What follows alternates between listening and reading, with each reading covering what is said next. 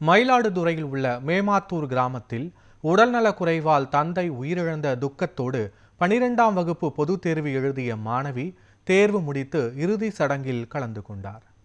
விவசாய கூலியான செந்தில்குமார் தனது மனைவி மல்லிகா மற்றும் பிள்ளைகள் வீரச்செல்வன், ஹேமமாலினி, யோகேஸ்வரன் ஆகியோருடன் வசித்து வந்தார். முதல் மகன் 12ஆம் வகுப்பு தேர்ச்சி பெற்று பொருளாதார வசதி இல்லாததால் வேலைக்கு சென்று வருகிறார். இவரது மகள் ஹேமமாலினி செண்பனகரார் கோவில் பகுதியில் உள்ள சம்பந்தம் அரசு உதவி பெறும் மேல்நிலைப் பள்ளியில் 12ஆம் வகுப்பு படித்து வருகிறார்.